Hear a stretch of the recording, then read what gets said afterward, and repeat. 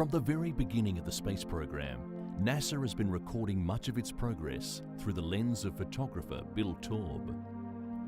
Taube was able to capture the essence of the space program in his work. From the time NASA began in 1958 through the last Apollo flight in 1975, he photographed every significant aeronautics and space event.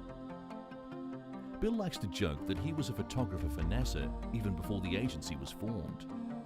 In the 1940s and 50s, he worked as a wind tunnel photographer with the National Advisory Committee for Aeronautics, NACA, in Langley, Virginia. After hours, Bill worked alone, setting up his bulky 8x10 camera in the cavernous tunnels. This pioneering work let the public see aeronautical research as never before. According to Bill, his first shots were just basic wind tunnel photographs, but he always tried to think of ways to make them more artistic.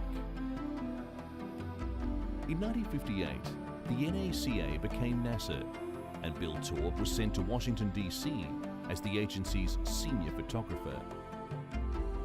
He was assigned to the original 7 astronauts, covering all aspects of their lives, not just their work.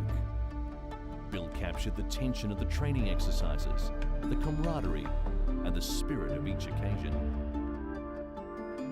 He was also the only photographer allowed free access to closed-door meetings, training runs, and missions. John Glenn made history the day he entered his Mercury capsule. Taube knew he had to provide coverage that would satisfy photo editors all over the world. And he did. During his career, he received many awards, among them Photograph of the Year for coverage of Gordon Cooper's flight in 1963.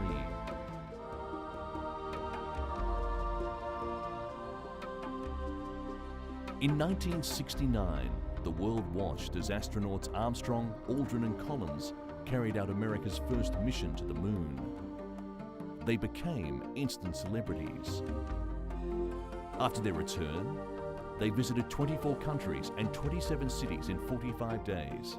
For Bill, covering this world tour was a special highlight.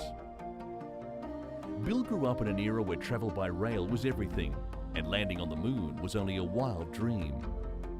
While he's not tinkering with his train collection, Bill enjoys leafing through some very special books. Each page a memory, a glimpse of history in NASA's photo album